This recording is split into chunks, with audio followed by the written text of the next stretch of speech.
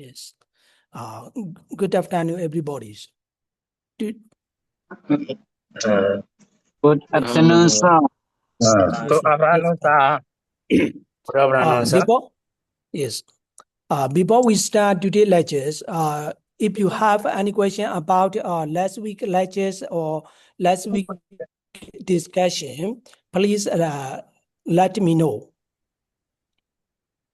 If you don't have any question about the last week lectures, shall we discuss today's lectures? Okay.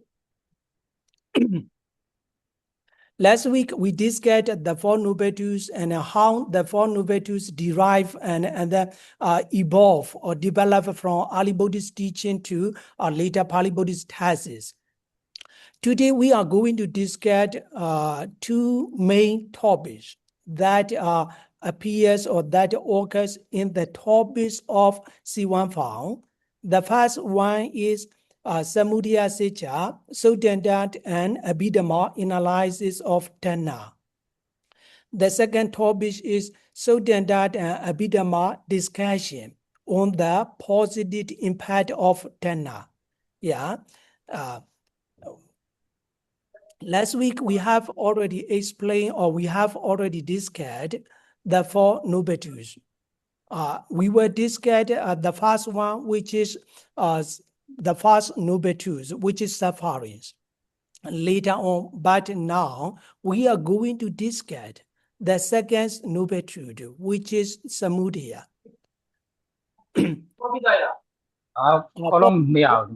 Yes. For today's discussion, you need to understand three main objectives. The first one is Sotandat Abhidhamma interpretation or Sotandat Abhidhamma analysis or Tanha. The second one is Sotandat and Abhidhamma discussion on the positive impact of Tanha. Yeah, we mostly know that Tanha is a unwholesome mental state. Therefore, how the Tanha or craving can positively impact into our daily life. Yeah, this is the second objective. The first one is the different analysis of Tanha or craving between Sotandat and Abhidhamma analysis. Lastly, how the significant role or how craving is important in Buddhist soteriology. So now let's discuss Tanha or craving as the root cause of sufferings. Yeah, Buddhist philosophy discusses existence through a framework of conditioned existence. If we go to modern philosophy or the other Indian philosophy, they explain the cause of sufferings or the cause of existence in a different way. However, if we go to the Buddhist philosophy, the Buddhist philosophy explains the existence. The existence means the being of our life as a framework of condition experience or condition existence. Yeah, therefore, the Buddhist metaphysics here, the Buddhist metaphysics refers to systematic interpretation of experience. Yeah, if we go to modern philosophy, they also have their own metaphysics, but the Buddhist metaphysics is a systematic interpretation of experience. That's as derived from Indian philosophy or as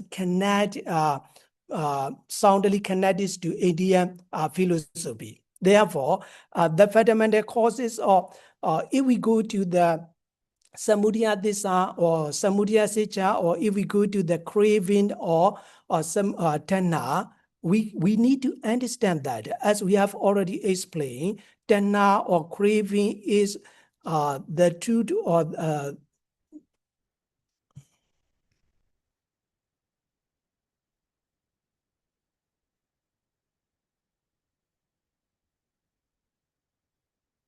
Okay. I will give Professor email here later on.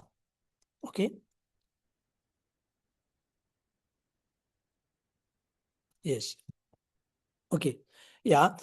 Partially, we need to read or we need to understand the philosophy of the Indian philosophy partially. In order to understand the way of a solution or the reason for the arising of a sufferings and becoming existent. Last week, we discussed that the samudaya sicca or craving is the root cause or the fundamental cause of existence or fundamental cause of sufferings. Yeah, in this context, in the Asila Kassapa Sutta of the Samyutta Nikaya, Kassapa asks the Buddhists these four questions. The first one is suffering created by oneself? Yeah, in Pali, Sayangadan Dokha.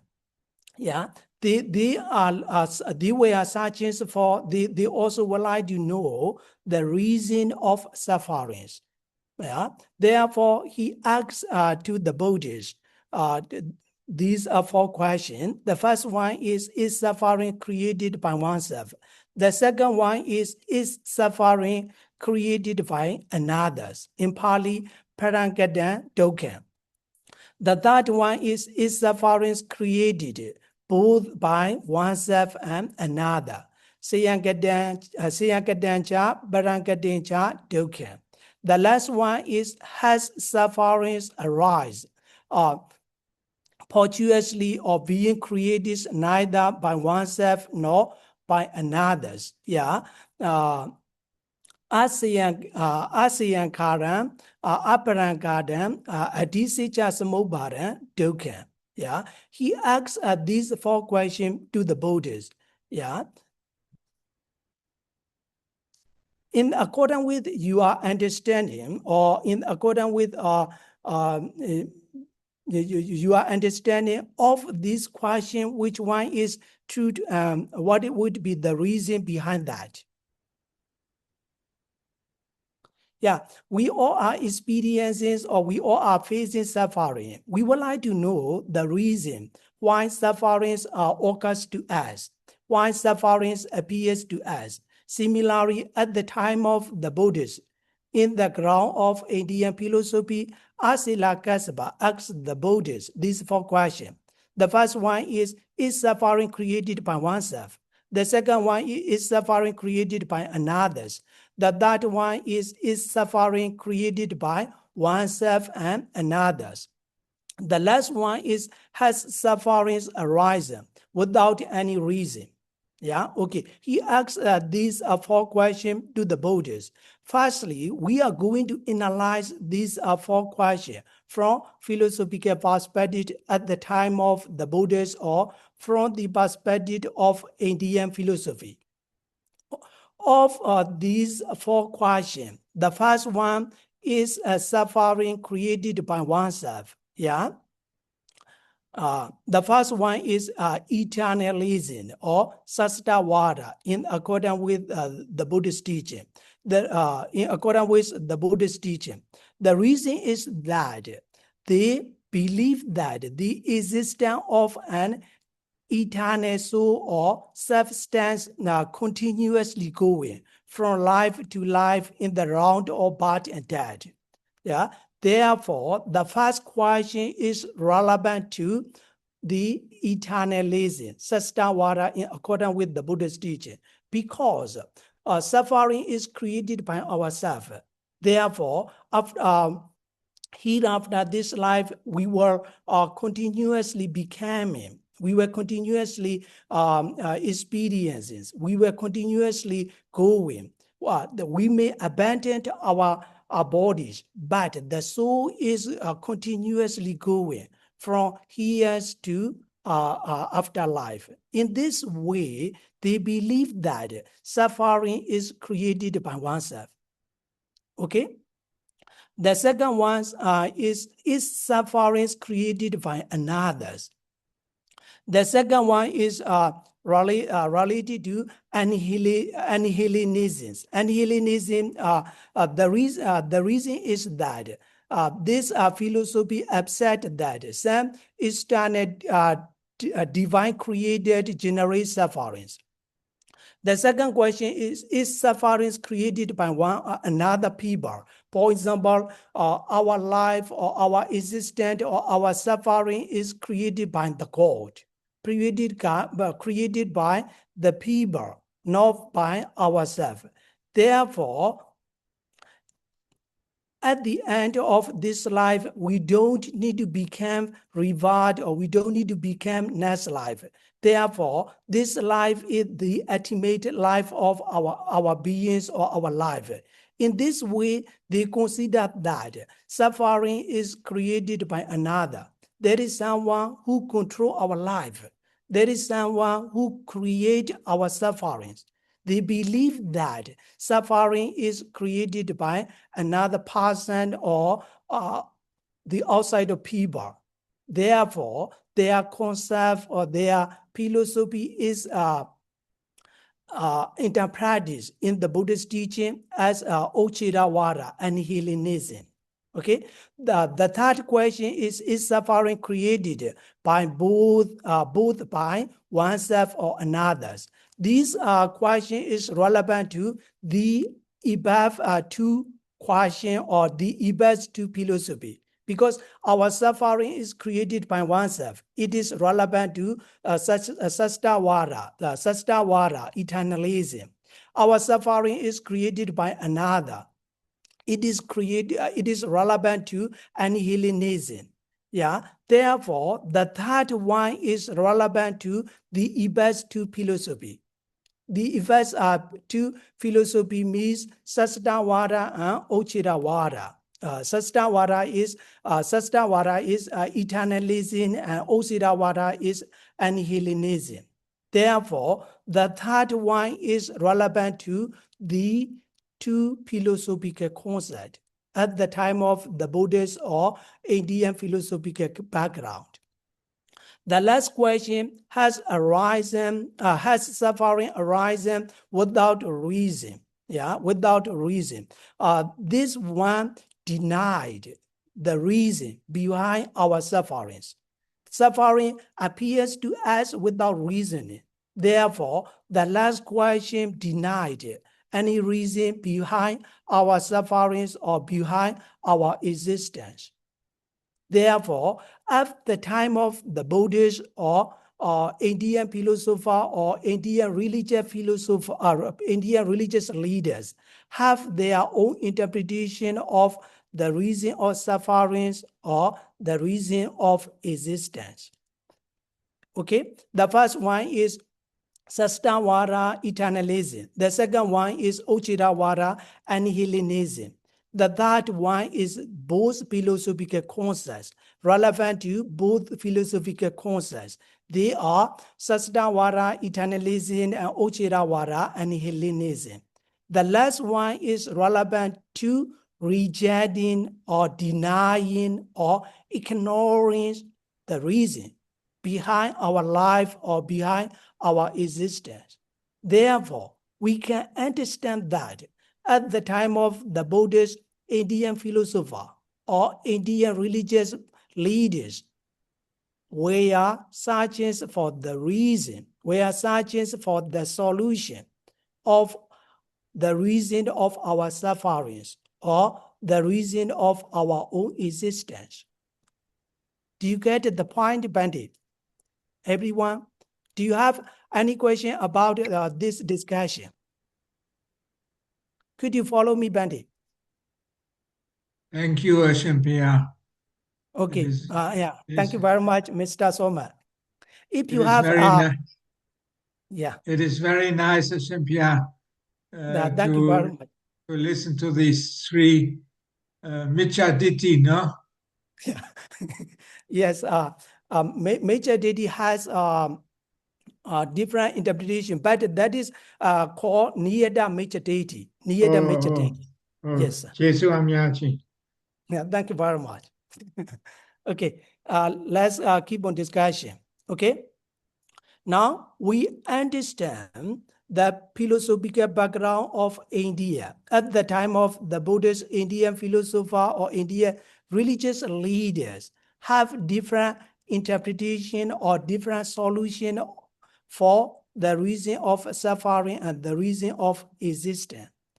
Similarly, the Buddhist teaching or Buddhist philosophy also have our own interpretation or our own discussion or our own exploration of the reason of sufferings or the reason of our own existence. Now, you can understand that in the Four Noble Truths, the Buddha explained craving or Tanha is as the fundamental cause of sufferings, as the fundamental cause of our own existence. Okay, this is the Buddhist understanding of the reason of sufferings. The Buddhist teaching denied these four philosophical backgrounds. If we summarize or if we contract these four philosophical backgrounds, we can summarize them into two different components. As Mr. Thomas discussed, these are relevant to Sastavada, eternalism, Osidavada, and Hellenism.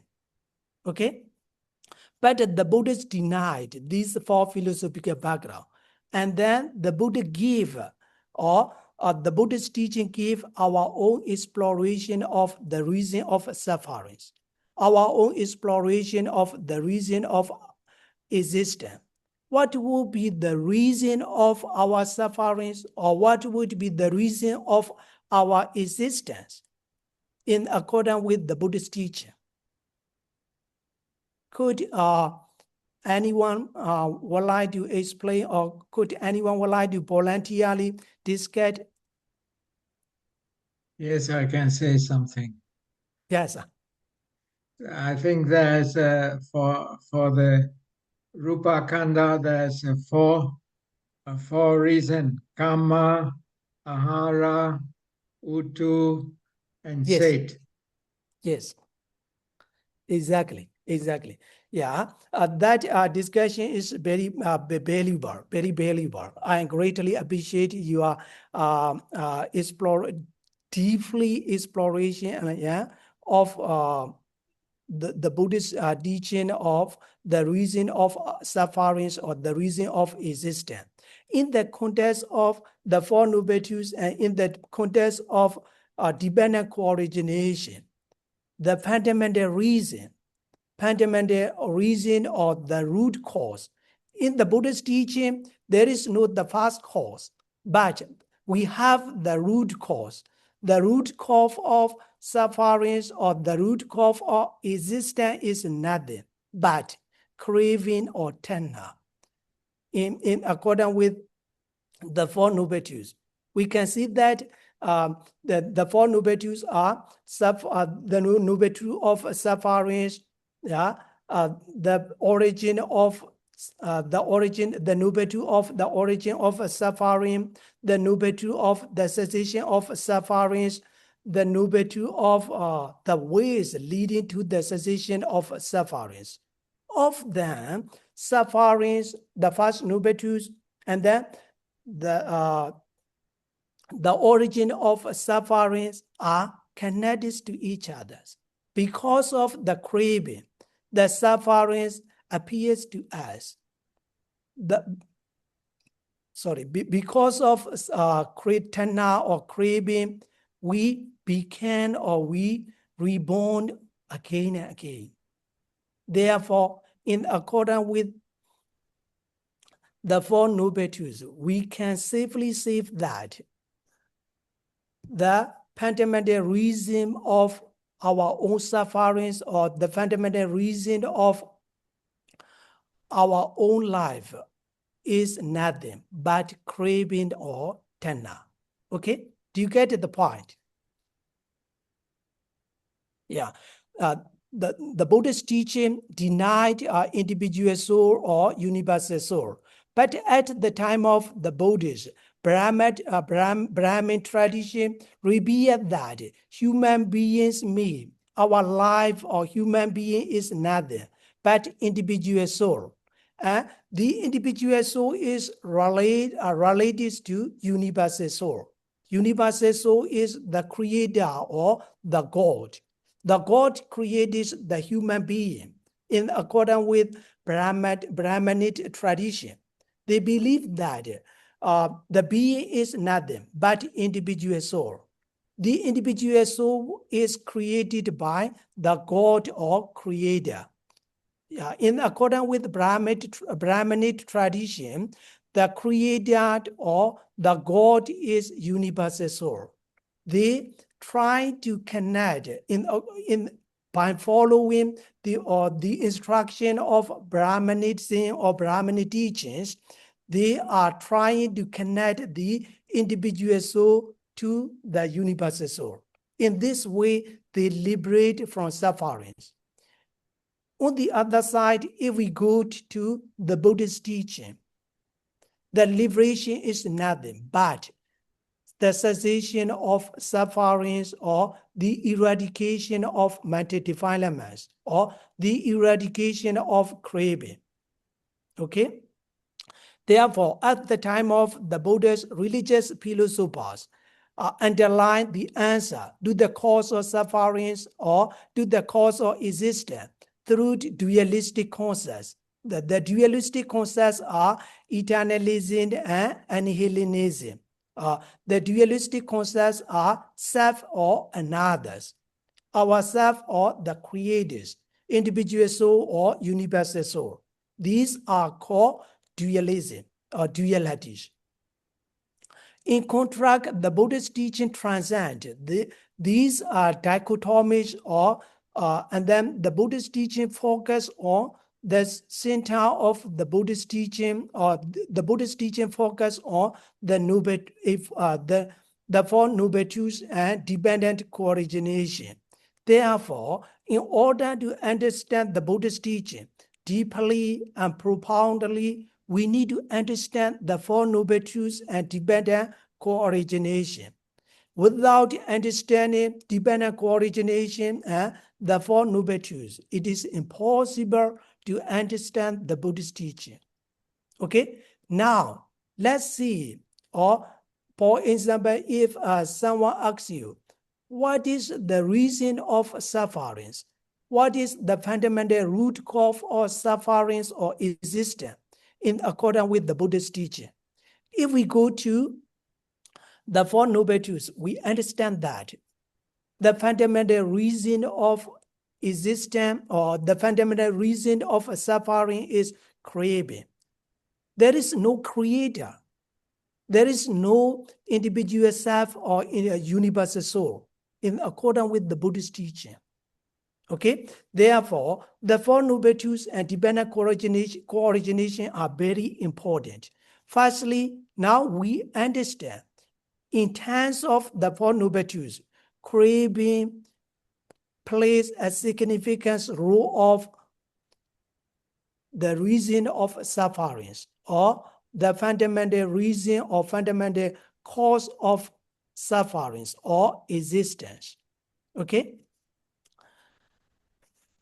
The origin or the cause of suffering, the existence, depending upon duality. In accordance with Indian philosophy or Indian other religions, Indian religion, apart from Buddhism, they interpret or they explain or they give the solution to the reason of or the fundamental reason of sufferings on the basis of this duality, but not the Buddhist teaching. Additionally, they consider that our life or human being is individual soul.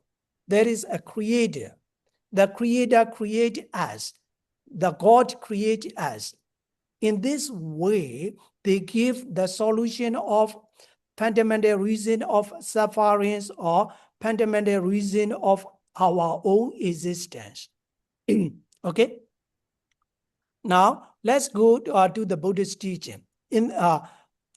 Therefore, in accordance with the Buddhist teaching, human being is nothing but human being is the combination of nama and rupa.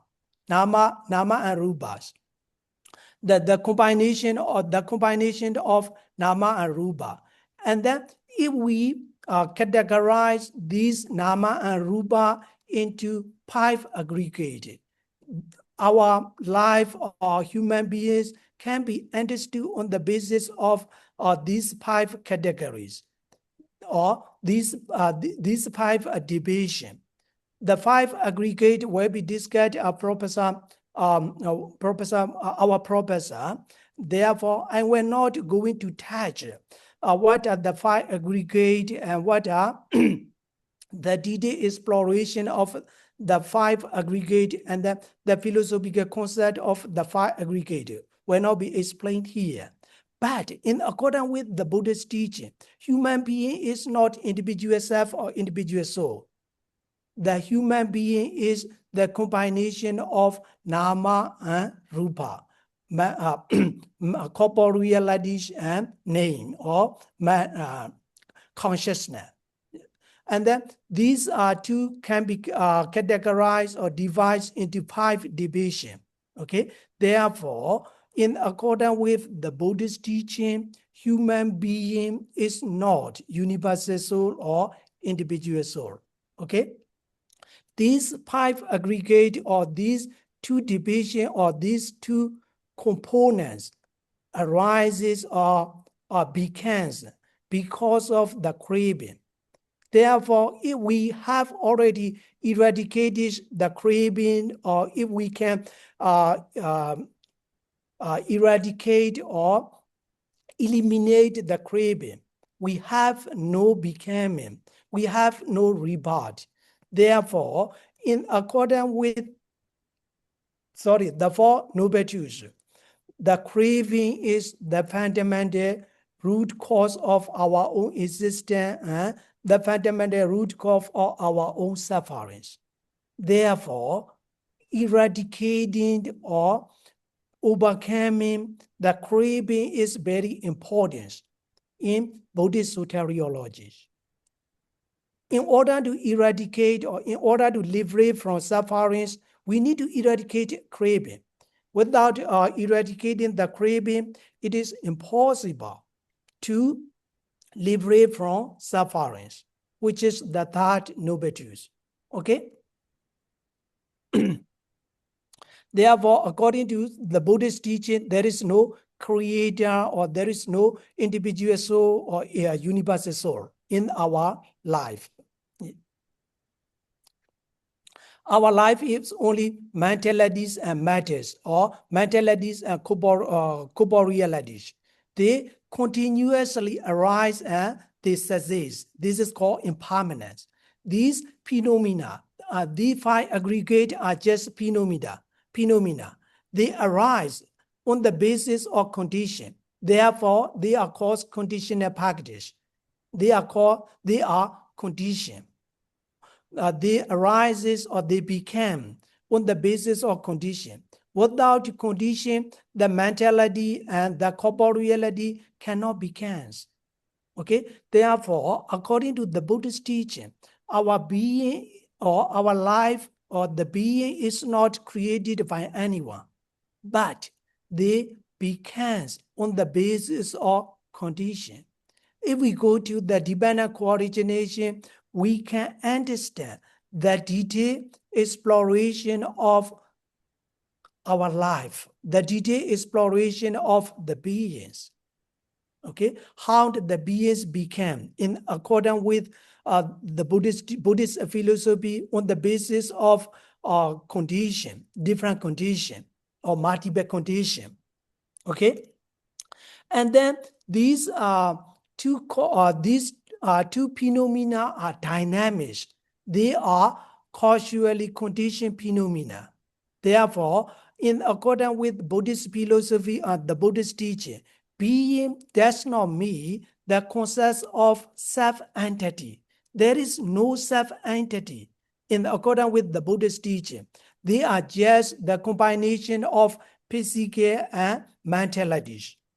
Yeah, our life or human being is nothing. in accordance with the Buddhist teaching, but these are just the combination of physical and mentalities, or mentalities and matters, or corporealities. Okay? This is the Buddhist concept of beings, the Buddhist exploration of the beings. Okay? Therefore, the second noble truth, which is the origin of suffering or craving, is very important in Buddhist soteriology. The reason is that because of that craving, the human beings or the beings becomes continuously on the basis of the multiple condition. The human beings becomes, or the being becomes, endlessly. Okay?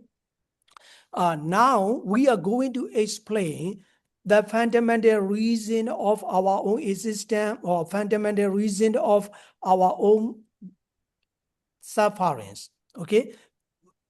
In terms of the Four Noble Truths and in terms of dependent co-origination. Firstly, now we are going to explain the fundamental reason of our own existence, or fundamental reason of our own sufferings in terms of the Four Noble Truths. In the Four Noble Truths, the Buddha explained that, or the craving is explored as the second Noble Truth. Yeah, the second noble truth is explain the cause of sufferings, and the second noble truth is one of the fundamental cause of sufferings, or one of the fundamental causes of our own existence. Yeah, in the Four Noble Truths, the Buddha explained that the origin of suffering is craving. The cravings brings renewal of beings, and that the cravings, or because of that craving, we becomes continuously in accordance with the Four Noble Truths. Therefore, the craving is called the origin of sufferings. Craving accompanied by delight and passion generate rebirth. Okay. In the Four Noble Truths, or in the Dhammacakkappavattana Sutta that we discussed last week, the Buddha explained that the craving is yayan tanha ponna bhavika. Here, tanha brings about a new existence again and again. Because of that craving, because of that tanha, we become again and again. There is no creator behind us, behind the beings, or behind our own sufferings. Because of that craving, we begin again and again. Okay? And then Bhavanidhi, here, Bhavanidhi is a potentiality to bring or to become again and again. To become or to reborn again and again. Yeah? Bhavanidhi is nothing, a potentiality. If we go to a seed of a tree, we can understand, or we can understand the potentiality of that seed. Similarly, the craving has the potentiality of becoming, or the potentiality of bringing rebirth.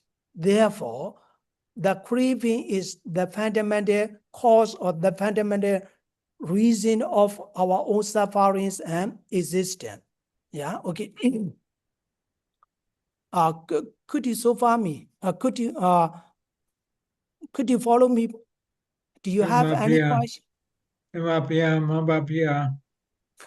Yes, okay. Thank you very much. Okay, Mr. Thomas. Okay, if you have any question, please raise your hands or ask me any question. Okay.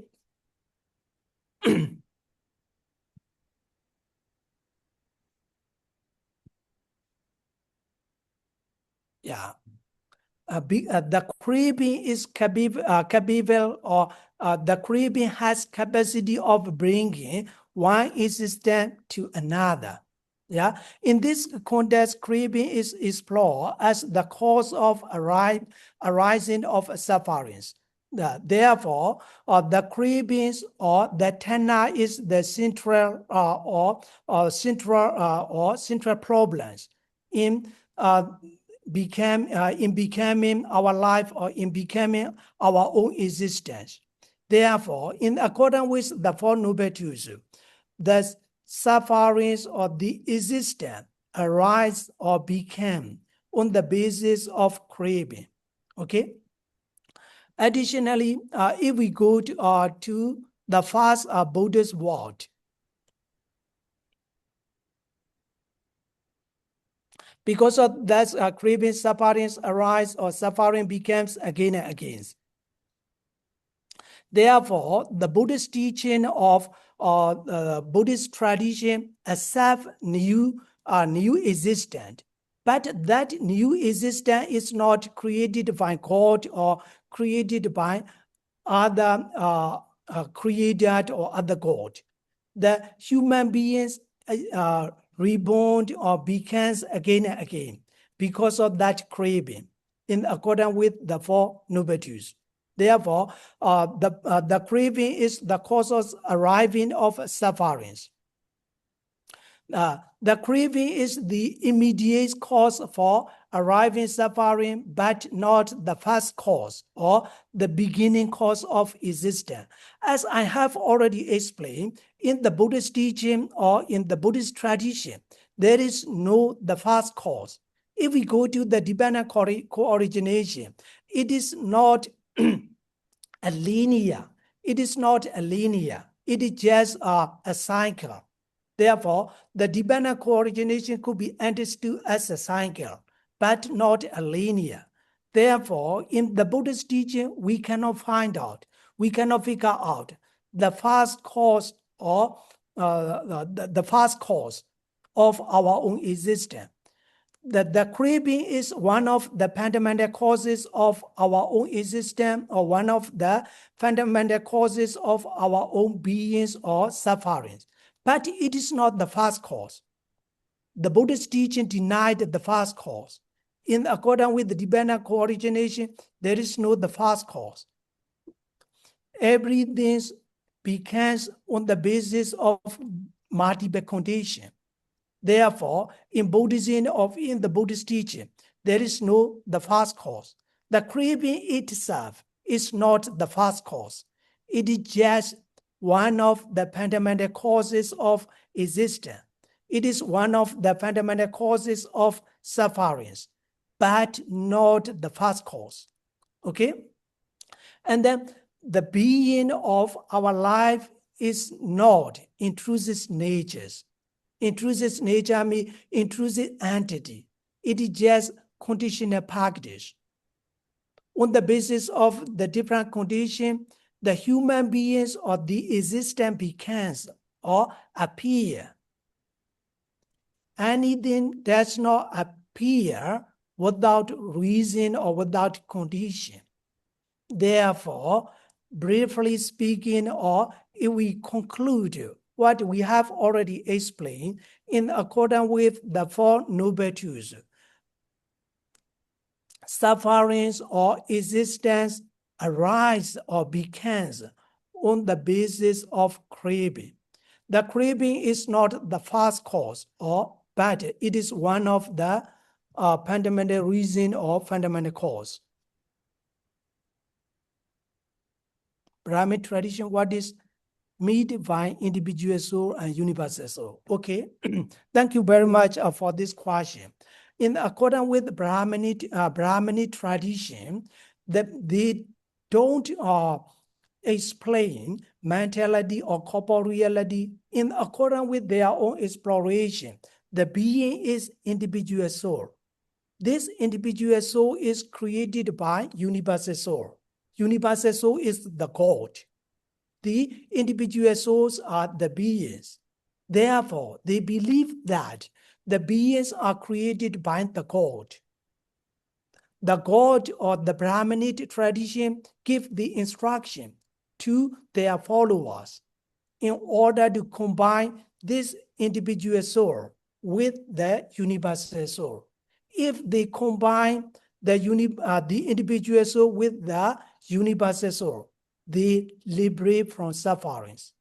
These are called liberation from sufferings in accordance with Brahminic tradition.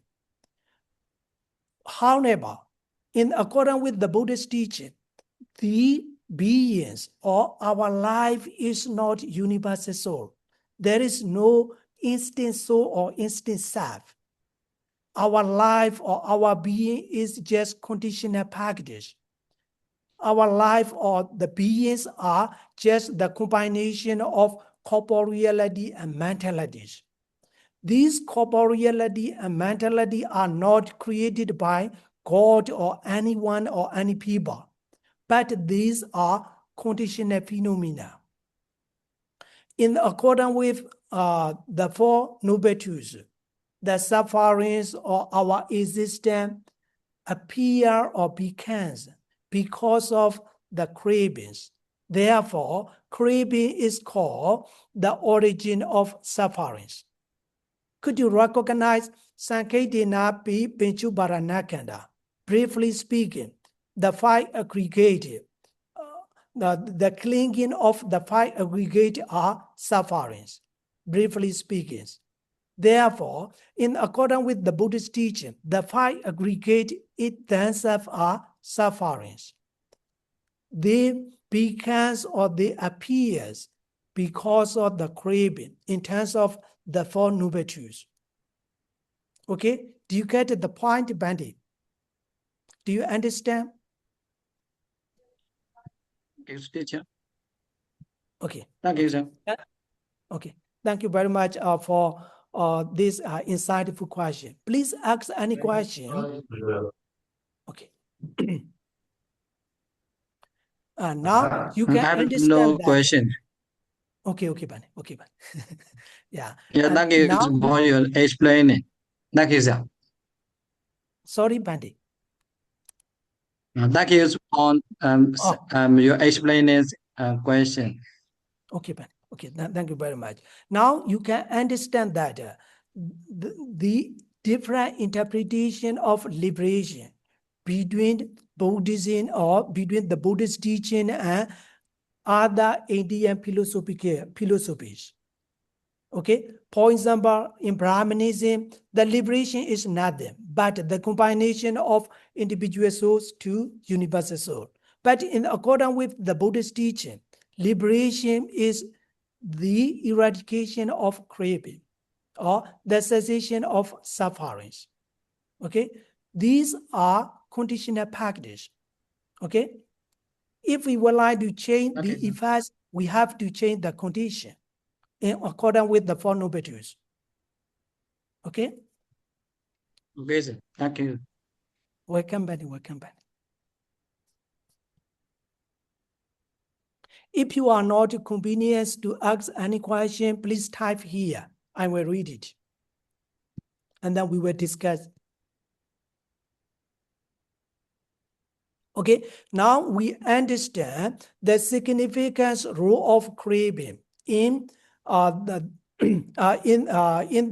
origin of sufferings, in the origin of our life, or in the origin of beings. In accordance with the Four Noble Truths, we understand. Now we are going to discuss the dependent coordination. Okay. The dependent coordination will be explained or will be discussed by our professor. Therefore, we will not explain the detailed analysis of the dependent coordination. The dependent coordination mainly discusses the way of arising and the cessation of sufferings in individual, depending on various causes or various conditions. Therefore, the dependent coordination, Paticca Samuppada, can be understood the exploration of how human being or how beings began and how the suffering ceases. Okay? The dependent coordination transcends the binary opposition between the event dualities. The dependent coordination transcends the dualities. Duality means nothing but annihilation, eternalism, and annihilationism, the self and no self. Yeah. The dependent co-origination denied the above four different philosophical grounds as reflected in Indian philosophy. Okay. In the dependent co-origination or in the Paticcasamuppada, there are 12 conditional packages. Okay. The first one is ignorance. Now, please be noted that the ignorance is not the first cause. The ignorance is not the first cause of beings or the first cause of sufferings. Repeatedly seek sensual gratification, even we know is impermanence. Yeah, this question is very insightful, and I greatly appreciate this question. If you ask this question to the professor or our director, why you study psychology, he will explain psychological perspective. But now I will try to explain this question from the context or from the perspective of Pali Nikaya. Yeah, you may know that the Pali stanza or the Pali was on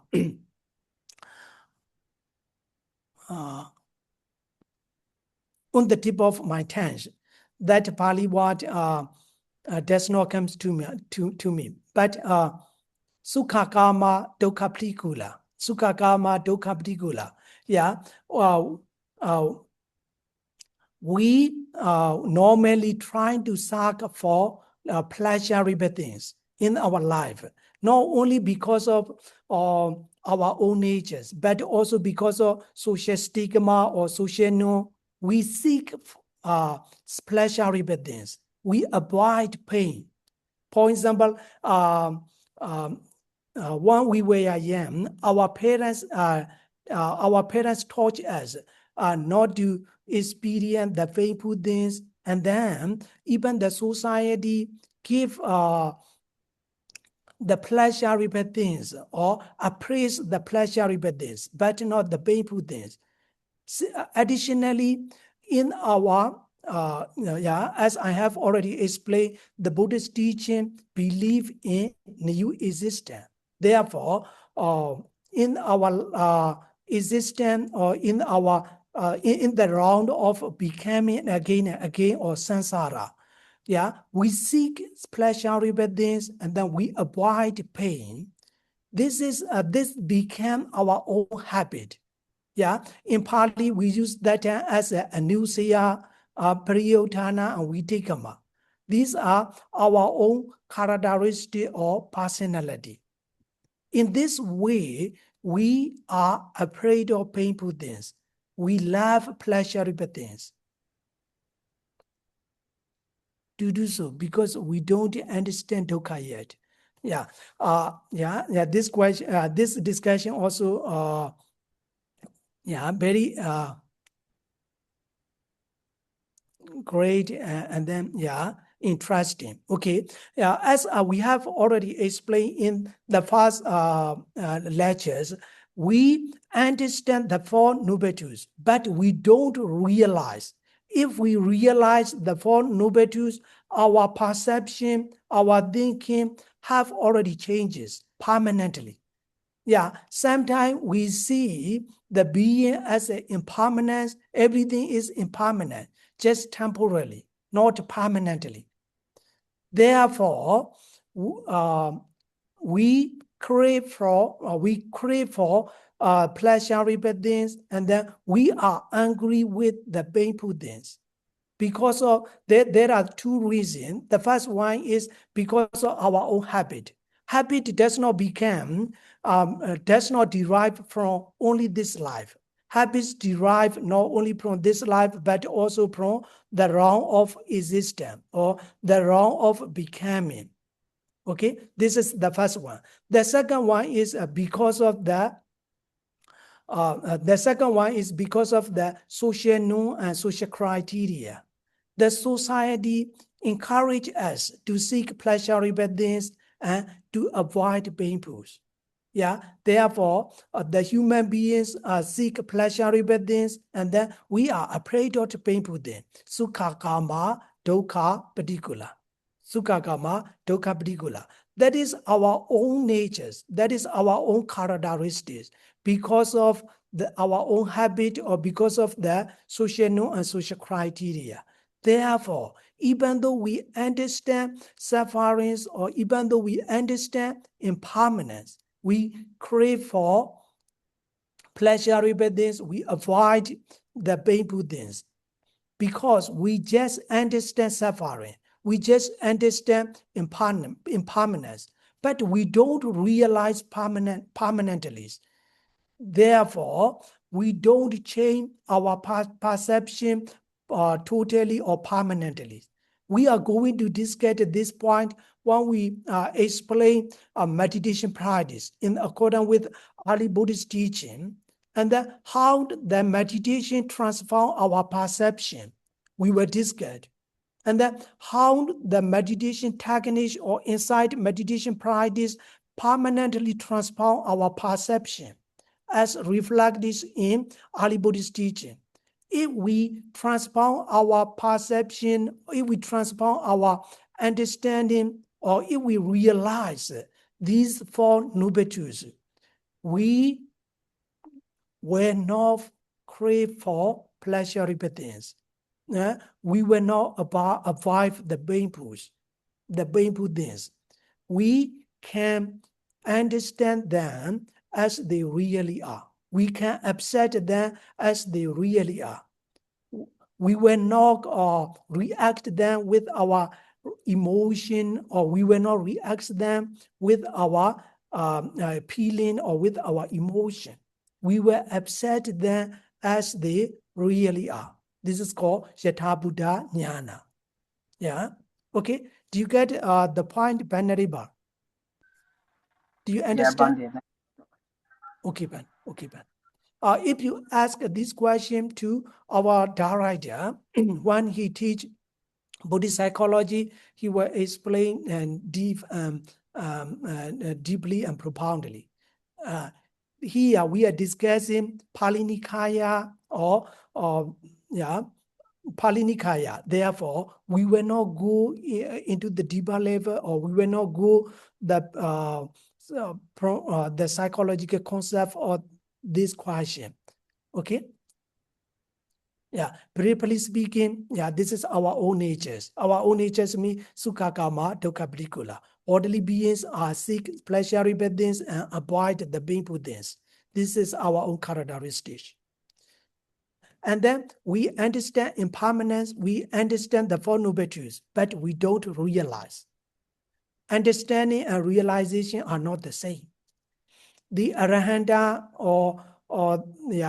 the Buddhists realize the Four Noble Truths, but not just understand. Okay?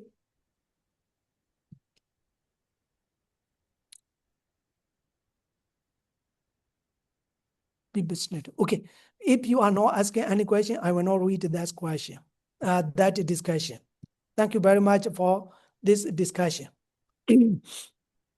Okay, now I'm going to explain how cravings or how Tanha plays a significant role of the condition of sufferings or the condition of our own existence. If we go to the dependent co-origination, Paticca it consists of 12 packages. The first one is ignorance, but it is not the first cause. And then the last one is agents and debt. Okay, these are the 12 packages. The 12 packages of dependent co-origination.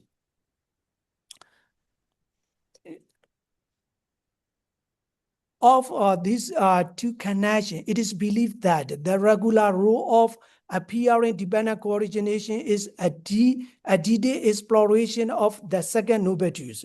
In the Soda Pitaka, it is explained that the first orders or the regular orders, the dependent co-origination or Padecca have two orders. The first one is regular orders and the second one is reverse orders. The first one explains how the beings became. The second one explains how the being succeeds. Additionally, the first one explains how the suffering arises. The second one means the reverse orders explain how the suffering succeeds. Therefore, we can understand that the first orders mean the regular orders. Avijja, Vicchaya, Sankhara. That's regular orders explain the first nubetude and the second nubetude. The reason is that the first orders or the regular order of the dependent co-origination explain how sufferings arise or how the craving cause the sufferings of beings.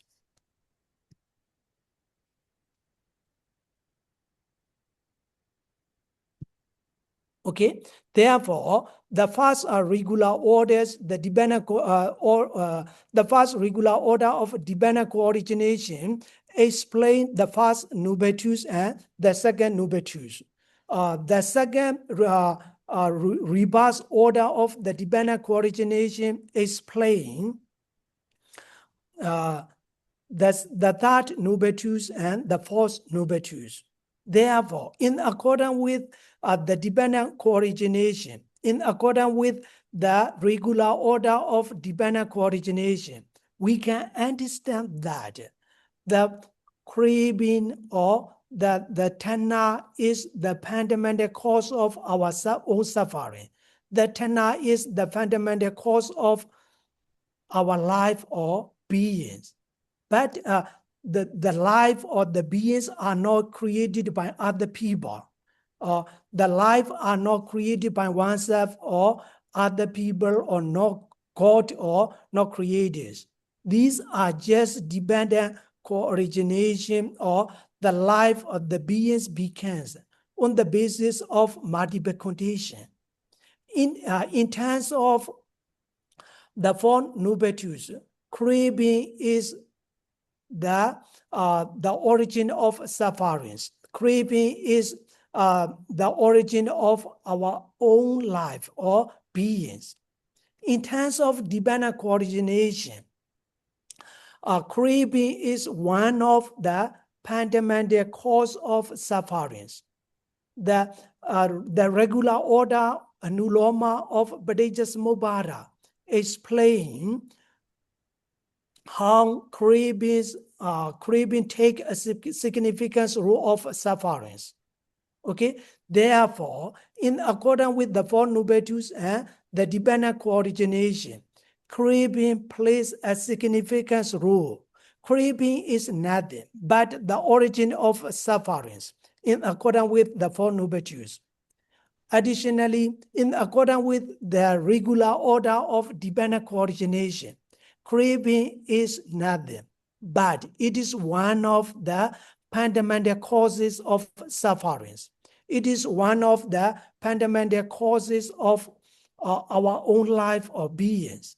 Therefore, in accordance with the Buddhist teaching, being of our life or our suffering is not created by other people or created by God.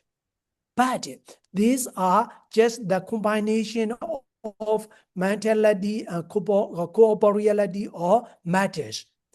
These mentalities and corporeality arises or appears on the basis of multiple condition. In accordance with the four nubetus, the five aggregate or the combination of mentality and corporeality appear due to the craving, due to samudaya, due to tanha. In accordance with the dependent coordination, our life or sufferings appears or become on the basis of multiple conditions. Craving is one of these fundamental packages. Okay, do you get the point, Bandy? Therefore, the Buddhist teaching denied duality. Duality means eternalism and annihilationism. But in accordance with the Buddhist teaching, sufferings arises or suffering becomes because of craving, because of tanha, in accordance with the Four Noble Truths.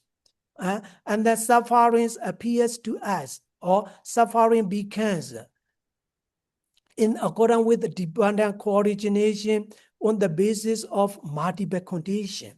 Craving is one of these multiple conditions or one of these fundamental causes.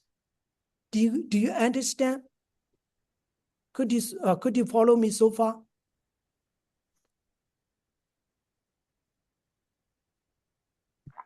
Yeah, Bante. Okay. Okay. Now, shall we break it just 5 minutes? Just 5 minutes. Is this okay? Yes, Okay, sir. Okay. Yeah. Yes, Badu. Okay. Please come back here 10 past 2. Maybe 10 past 3 in Myanmar, or 10 past 3, maybe different on the basis of different time zone. Come back here. Just only 5 minutes. Thank you.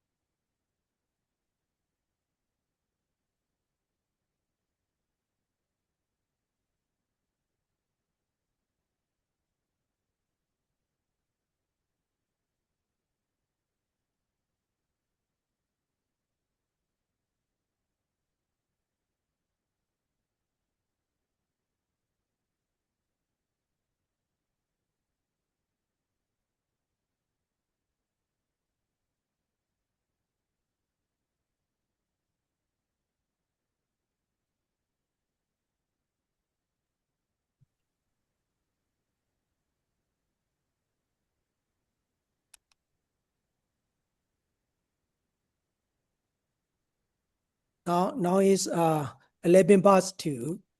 Are you here? Are you all here? Are you going to start again? Yes, sir. Here, sir. Okay. Yes, Then thank you very much, Benny. Yes, thank you very much, everyone. If you are ready, let's start again. Okay. Now we are going to discuss the Sodandat and Abhidhamma discussion, or the positive impact of craving. Positive impact of craving. In the field of Buddhist study, there is an argument or there is a debate about the positive impact of craving. As we already know, craving is mental defilements. Craving is one of the mental defilements. Therefore, craving has to eradicate. But in the society, they believe that craving or desire for sensual objects, the desire for sensual objects is nothing but the desire for everything. For example, because of the desire for our own parents, because of the desire for our children, we would like to try hard. We would like to work hard. Therefore, some scholars believe that craving or desire for sensual objects is very significant, and craving for sensual objects are necessary to develop our society. On the other side, if we go to the Buddhist teaching, craving is one of the mental defilements. Okay? Therefore, the Buddhists encourage his disciple to eradicate to overcome mental defilements. Craving is one of the mental defilements. Therefore, in accordance with the Buddhist teaching, we have to eradicate the craving or mental defilements. Here, we are going to discuss how the craving positively impact on individual life, or how the craving positively impact on our own society. Okay?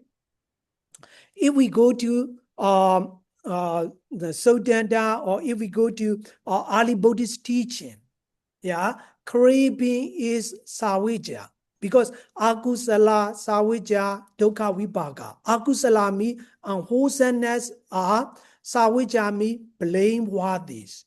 And then dukkha vipaka, it result or it causes only sufferings but not happiness.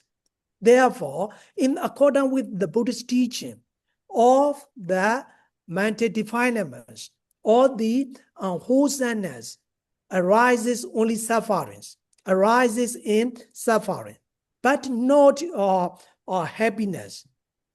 Okay? However, in the society, we or the worldly being believe. Additionally, there are also some scholars who argue that the desire for sensual objects is necessary for the development of our own society or for the development of individual life. Okay, I would like to hear some question or some discussion about this issue, whether the craving can positively impact on our daily life, or whether the craving can positively impact on our society or not. Is there anyone who would like to discuss? Do you understand my question?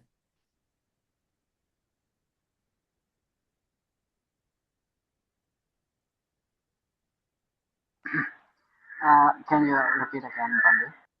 Okay, I will try to repeat this. Yeah, in accordance with the Buddhist teaching, craving is unwholesome. Okay, craving is unwholesome, agusala. Okay, craving is not wholesome. Craving is not kusala. Okay, but in the field of Buddhist study of even in the society, the worldly people, Buddhojana, believe that craving for sensual pleasure, sensual urges are necessary to develop individual life or to develop society. But if the craving is unwholesome, it is blameworthy. Blameworthy means savijja. It results in suffering, dukkha vipaka. If the craving is unwholesome, in accordance with the Buddhist teaching, unwholesome cannot arise happiness. Unwholesome or akusala cannot cause any happiness. Okay? Do you get the point? But in the society or even in the field of Buddhist scholar, in the field of Buddhist studies, some scholars argue that craving for sensual urges are necessary to develop our own life and to develop our society. How could you reply to this question or to this controversial issue?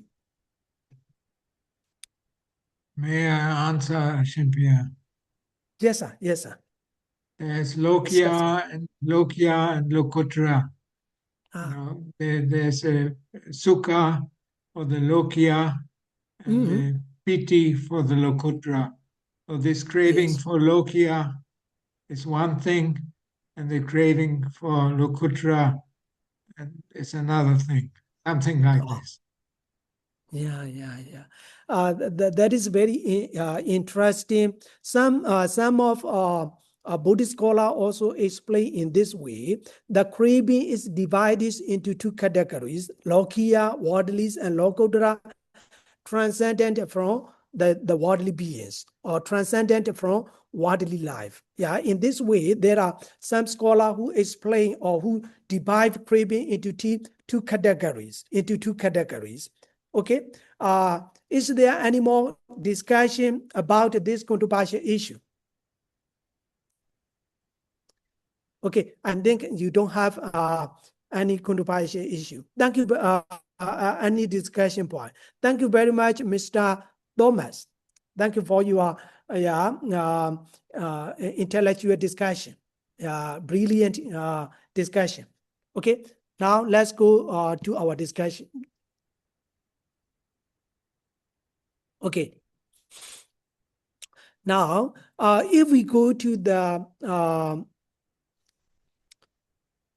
Inkottara Nikaya, Bhikkhuni Sutta of the Inkottara Nikaya, Venerable Ananda taught to Bhikkhuni that the craving has to be eradicated depending on the craving or sensual desire. Okay, to exemplify that, in the Bhikkhuni Sutta of the Inkottara Nikaya, Venerable Ananda explained the Bhikkhuni. Bhikkhuni means the Buddhist nuns. Explain that craving has to be eradicated on the basis of craving. Okay, in order to give specific example for this statement, he explained that a monk hears that a certain monk's name such and such has discovered the taintless freedom of mind, liberation by wisdom in this very life, with the direct knowledge, and then having sent up on it, he draws on it. One Buddhist monk hear that one of his friends or one of a certain monks liberated from sufferings, eradicated mental defilements. Through hearing through hearing that information, through receiving that information, he thinks that, or that information motivated him, that monks also desire, that monks also crave liberation. Yeah, he thinks that that monks is able to realize that monks liberate from sufferings. Why not me? And then I also crave for liberation. craving for liberation is mental defilement.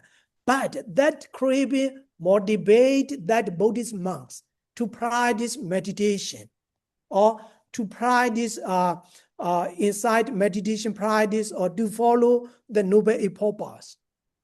Therefore, on the basis of the craving or depending on the craving, that Buddhist monks liberate from sufferings. Because of that meditation practice, the Buddhist monks also liberate from sufferings. Okay, in order to simplify that soda, let me explain. Venerable Ananda explained the bhikkhuni that on the basis of depending on the craving, okay, craving can be eradicated.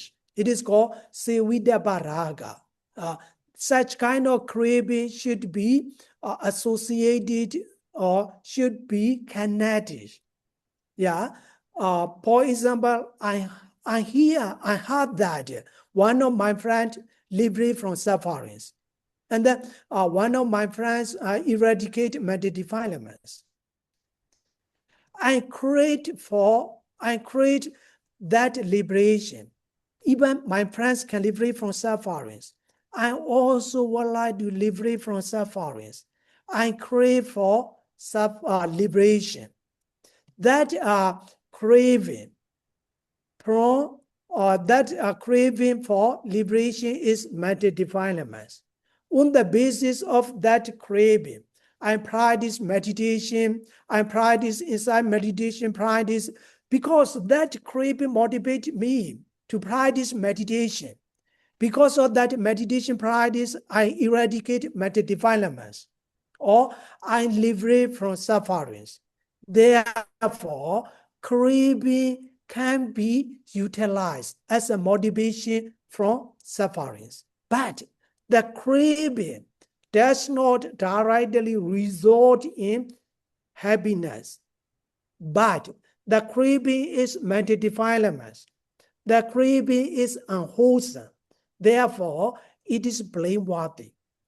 Any unwholesome mental state or any unwholesomeness is blameworthy. They result in sufferings. They don't result in happiness. But we can utilize mental defilements as a motivation in order to liberate from sufferings.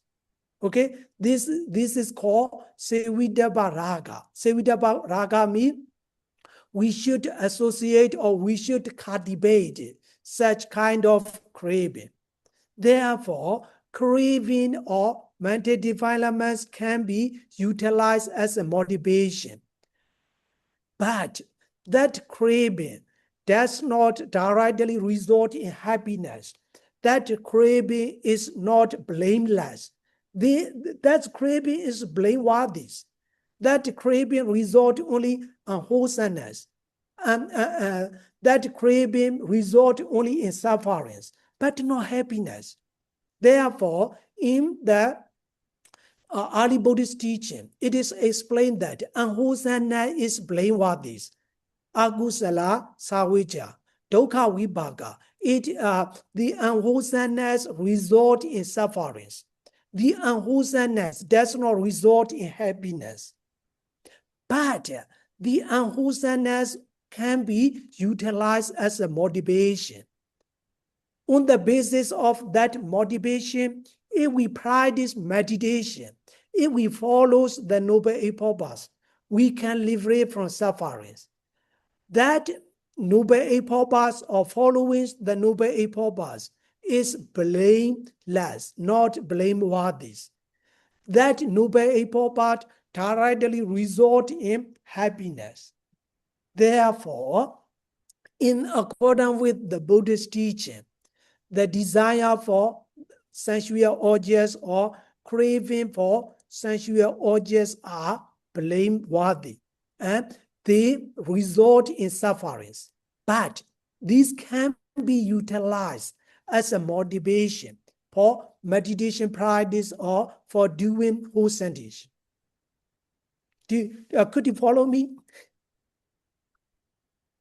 Do you understand? If you have any question.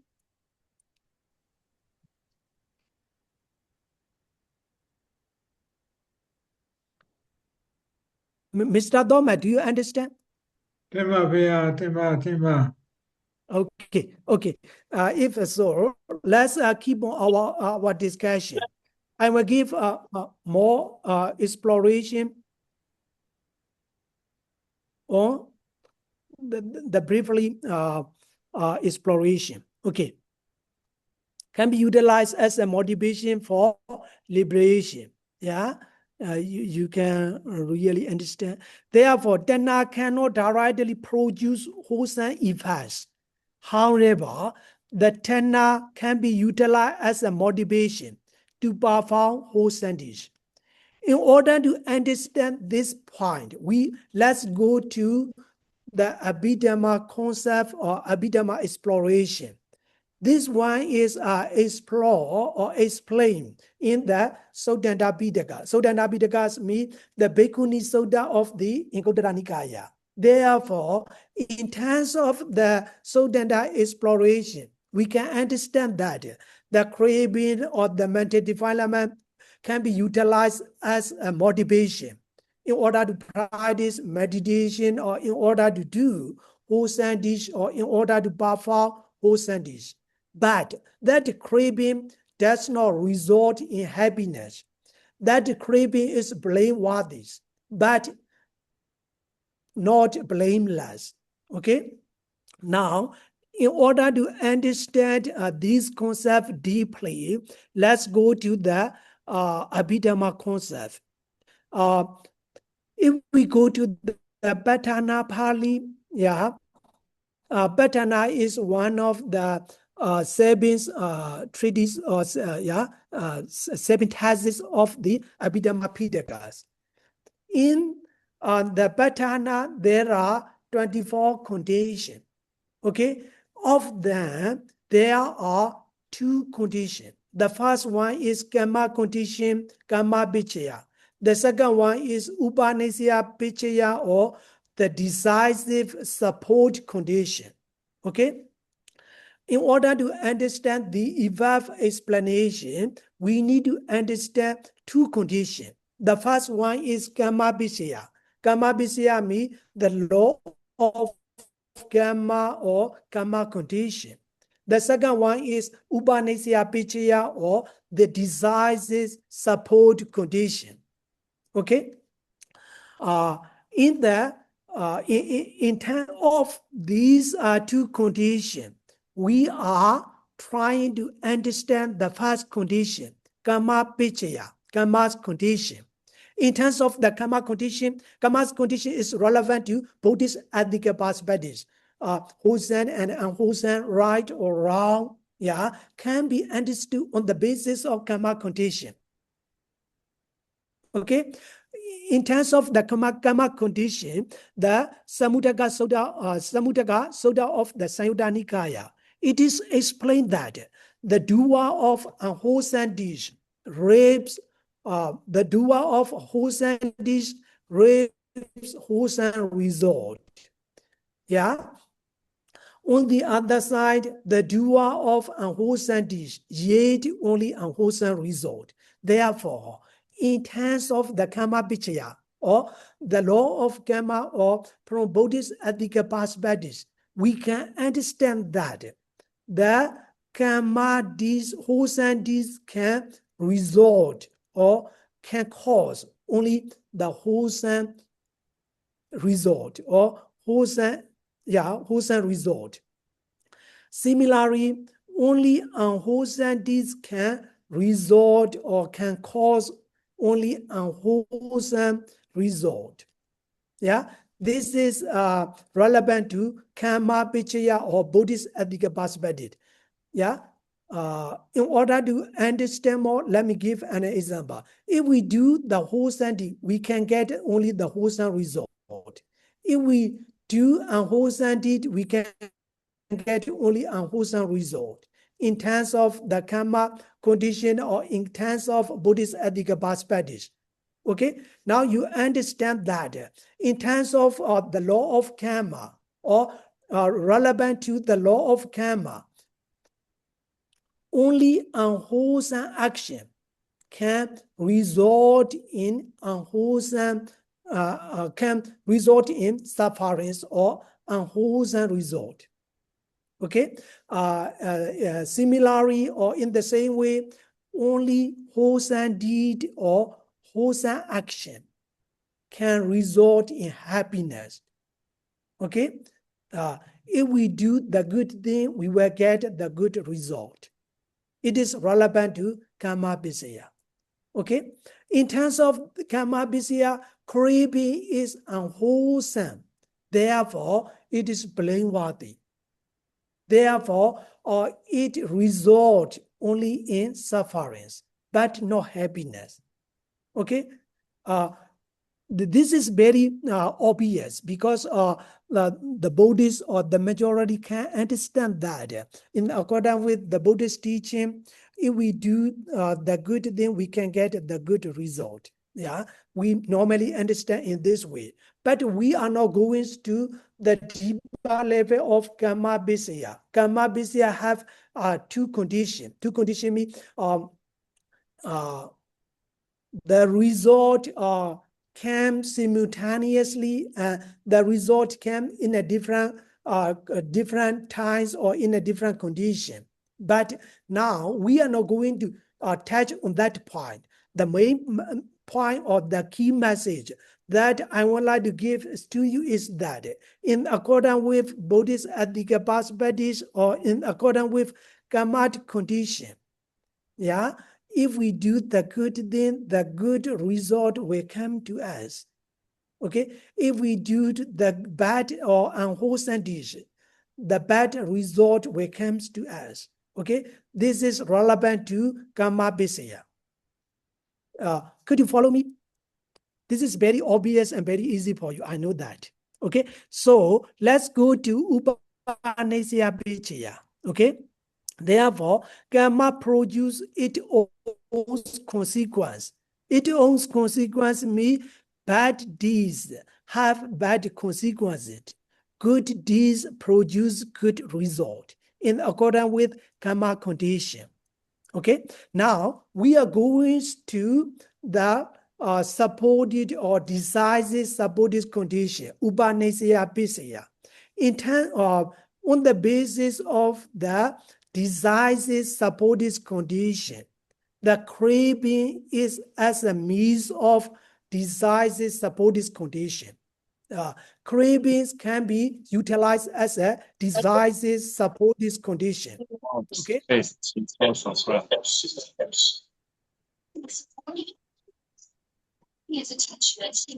Can I question what is the me Lokiya Sukha and Lokottara Santi? Yeah, that question is good. Yeah, we were explaining Nibbana of Santi when we discussed the Noble Epopa. So now we are not going to discuss that point, but that question is appreciated. Yeah, that question is interesting. But we will discuss that point. Now, please understand, in accordance with the laws of karma or karma condition, karma produces its own consequences. Its own consequences mean bad deeds have bad consequences. Good deeds produce good result. It is relevant to karma visaya or karma condition or the law of karma. Okay, now we are going to discuss the upanasya vichaya or decisive supported condition.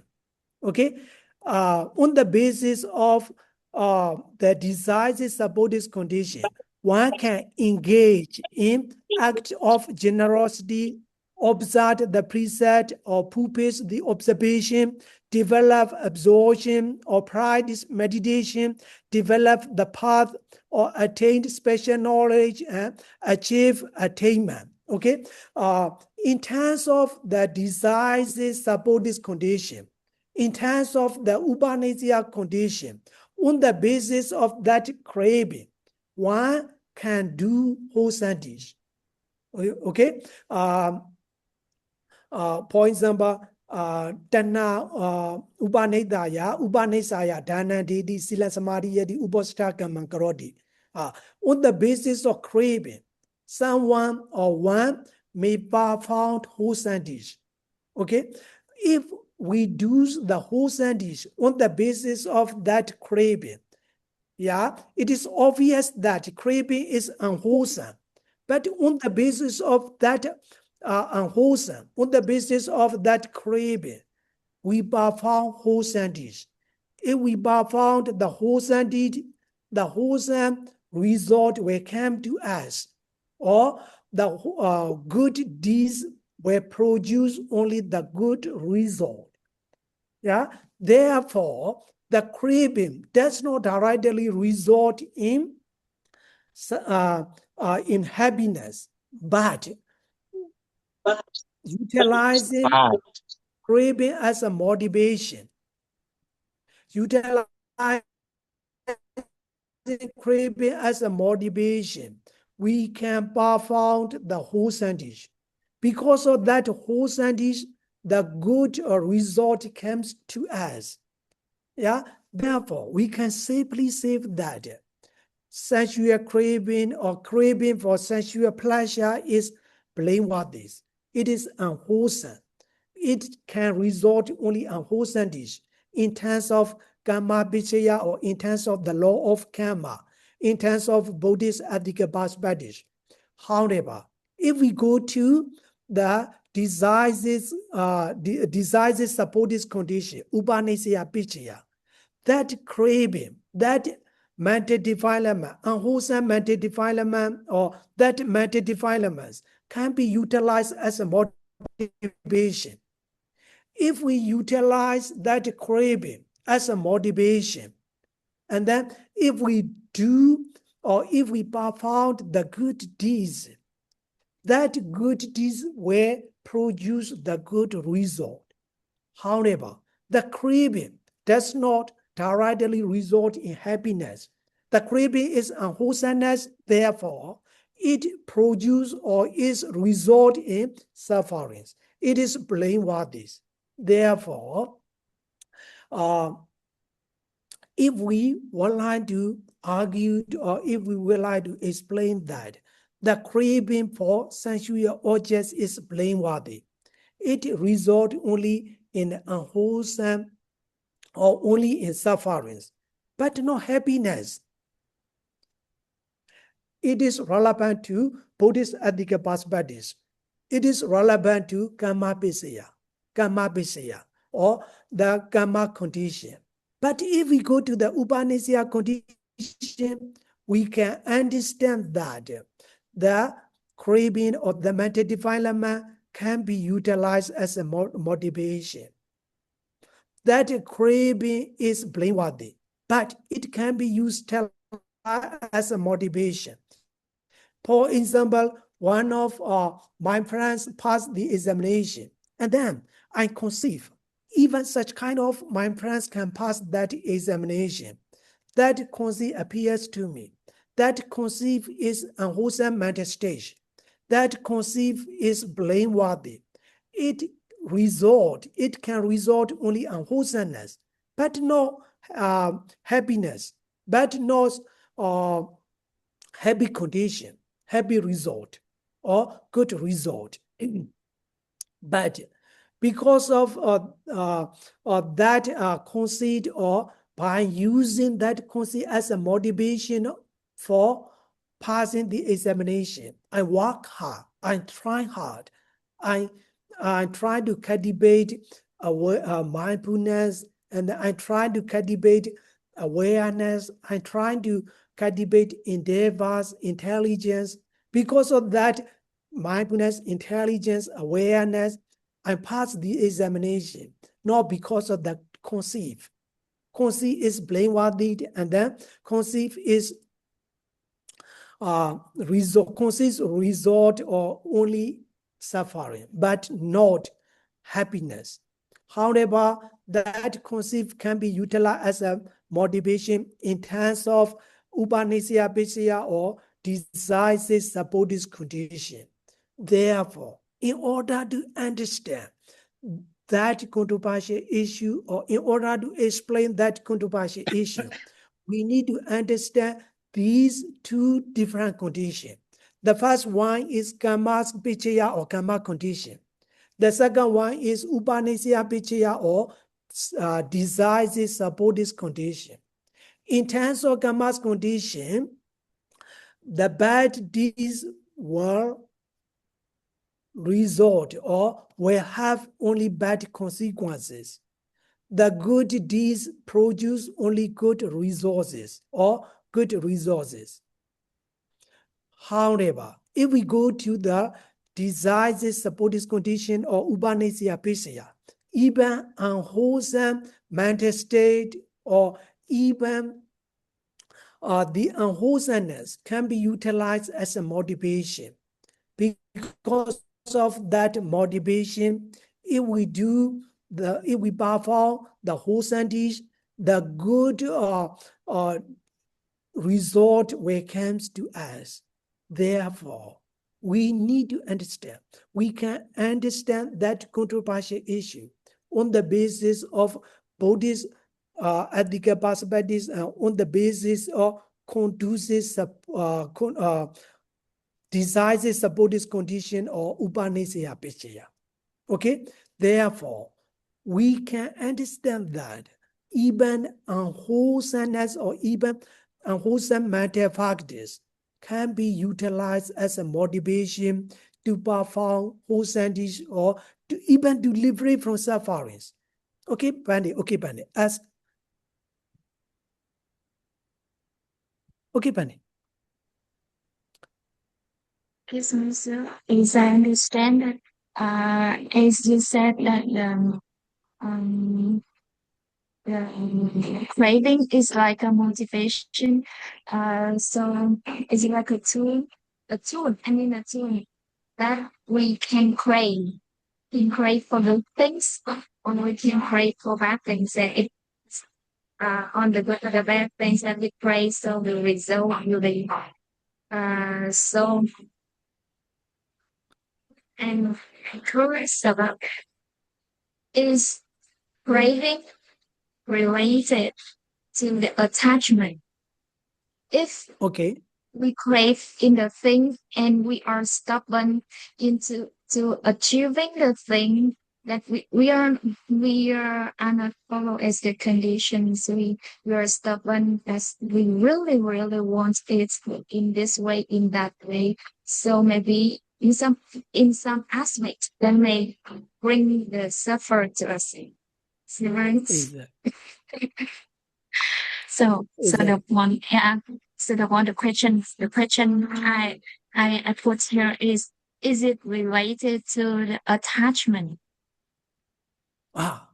Yes, that question is very good. After this discussion, we are going to explain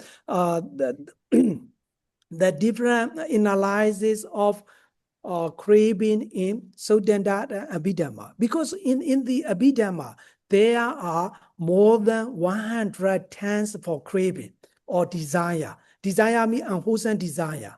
There are more than 100 terms, like a craving, Tanha,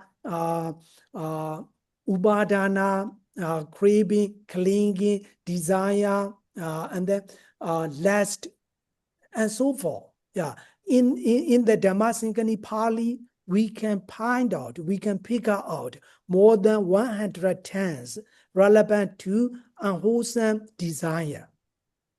But several scholars assume that these more than 100 terms are synonymous. However, I argue in my research and in my articles, my article has been published in Anvesana Journal of our institute. Yeah, in that article, I argue that these more than 100 terms are not synonymous. They have a different function based on different conditions. For example, clinging clinging me upadana is more exceeds than craving. Therefore, if we go to the dependent co-origination, Tanha Vichaya Upadana, on the basis of on the basis of craving, clinging appears to us. Yeah, craving gradually exceeds to clinging. As much as I understand, or on the basis of my research, I find out that upadana is more exceeds than craving. And then upadana have specific particular objects. Craving is just general. In the same way, I have already explained, these different texts have different function and different condition on the basis of different condition. After this discussion, we are going to explain the different analysis of craving as reflected in Sodanda and Abhidhamma. Is it okay, sister? I think everything now is Sorry, sister. I will think about this. Thank you, Okay. Bante. Could you, if I did not answer your question, could you type your question in the message box? I see. Okay, sir. Because sometimes your speakings are blast, and then no, because of the internet connection, not easy to capture. Okay, I get the two parts. The first one is that craving or clinging. If the craving or clinging appears to us, we are stuck into that particular area. It is correct. Yes, it is obvious to upset us, because if we crave for something, if we attach to some particular objects, we are stuck in that particular point. We don't want to move from that one. We don't want to go away from that. It is correct. Therefore, sometimes craving or mental defilements disturb our meditation practice. Yeah. If mental defilement comes to our mind, it is not easy to practice meditation or to focus on a particular point. For example, if I crave for some particular objects and then I think a lot, I ruminate, that craving appears to my mind again and again. Therefore, utilizing craving as a motivation is not easy. But the message that I would like to give to you is that the craving is blameworthy, or the craving is unwholesome. It is blameworthy. It can directly result only sufferings, but not happiness. In terms of karma visaya or in terms of Buddhist ethical perspectives. However, if we go to the desires, Buddhist condition, or upanishya pichaya, craving or the mental defilement can be utilized as a motivation. The craving is still unwholesome. It is blameworthy. It can result only unwholesomeness. But on the basis of utilizing craving as a motivation, we perform wholesomeness. If we perform wholesomeness, the wholesome result comes to us. Yeah, the good result comes to us not because of the craving, but because of the good deeds. Therefore, the good deeds are blameless and then they result in happiness. But the craving is unwholesome and then it is blameworthy and then it results in sufferings. Therefore, we need to understand in accordance with the Buddhist philosophy or in accordance with the Pali Nikaya, in accordance with Sodanda or Abhidhamma analysis, unwholesome craving or anything, unwholesomeness or any mental defilements is blameworthy. And then they cannot result in happiness. They result only in sufferings. But they can be utilized as a motivation. Okay? I already answered her. Now I understand. Thank you very much, sir. Thank you very much for your question. Yes. Can I ask you one more question, please? Yeah, exactly. Why not? About the karma and the decisive condition of karma. I'm wondering that.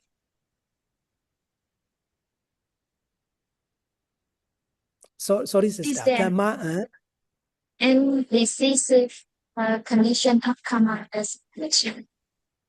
Yeah, disease is supportive condition, upanisya bichaya, okay? Because I never really this course, so I just did English. I'm wondering that is there intendance in the deeds that you say that good deeds result to the wholesome like merit, and bad deeds result to the unwholesome. So I'm wondering about the notion of intentional. Can you explain what is matrix? But because I think it depends on the intendance of the doer. Sometimes we think it's good, but the result is maybe not good for someone. But sometimes we think it's bad or unfortunately is an unwholesome might result in a good deed. So please can you explain this? Yeah.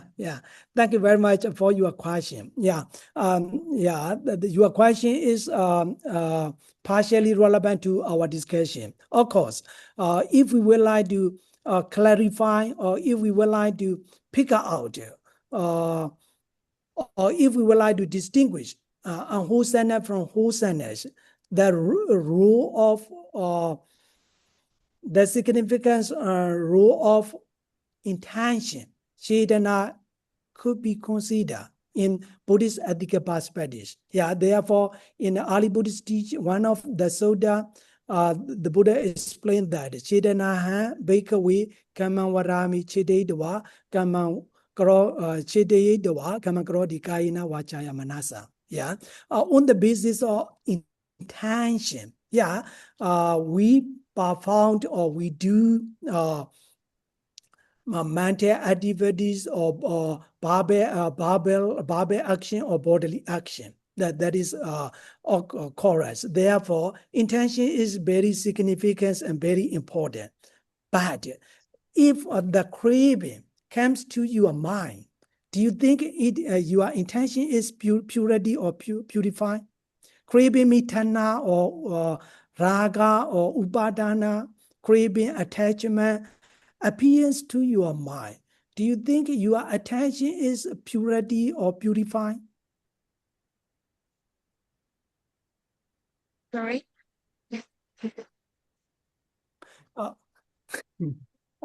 Well, for example, if the craving or attachment appears to your mind, please be mindful of that craving. And then at that time, do you think that your intention is purity or your attention is purified? Your intention is pure. Do you think that? Yes. Really? Maybe no. Maybe no. Maybe no. We'll say. I think I just realized the attention is good or a bad intention. Just as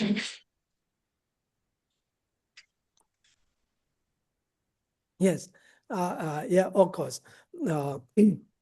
If we would like to discard the Buddhist concept of karma theory. Yeah, our professor will explain that if I got the information correctly. Our professor will explain the karma theory. This is very important and very controversial, not easy to explain if we compare to other philosophical concepts. Yeah, the Buddhist concept of karma is not easy to understand, even in early Buddhist teaching. But now we are not going to touch on that point. The message that I would like to give to you is that any unwholesome mental states or any craving or unwholesome desire is blameworthy. They result in sufferings, not happiness. The reason is that in the field of Buddhist study or even in the society, the majority of the worldly people misunderstand that the craving or the unwholesome desire is necessary for the development of individual life or for the development of society. In accordance with the Buddhist teaching, craving or unwholesome desire, craving or negative desire is unwholesome. They are blameworthy. They cannot result in happiness. They will result only in sufferings in the context of Buddhist ethical perspective. But if we go to the concept of desires support this condition, Upanishad picture, these unwholesome can be utilized as a motivation to perform wholesomeness. Yeah, therefore, yeah, as we are teaching the Pali Nikaya. Therefore, we will not explain behind my discussion, but you can understand the message that I would like to give to you. The key message that I would like to give to you is that, but the Buddhist concept of karma or ethical perspective will be explained by our professor. Okay, sister, is it okay? Thank you. Okay. Thank you very much. I got it very nervous. Yeah. Thank you very much for your insightful question. I understand that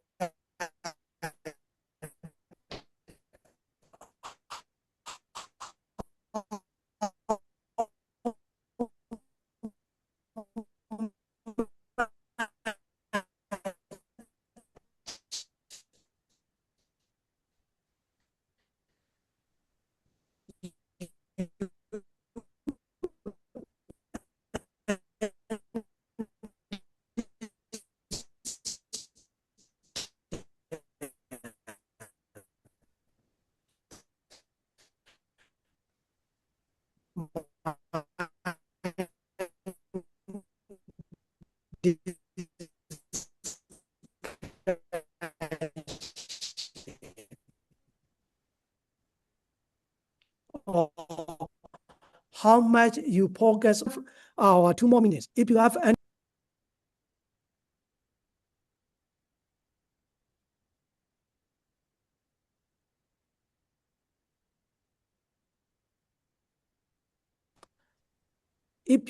no question, shall we wind up today's lectures?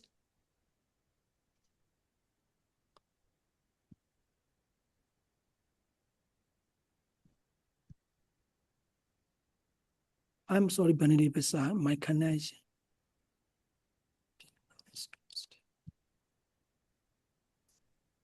Okay, now who is sharing the screen?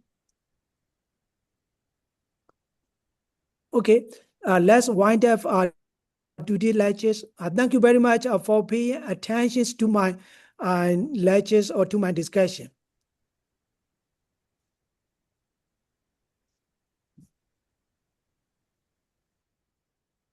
Thank you very much, brother. Okay, see you next week. Next week. Thank you, sir.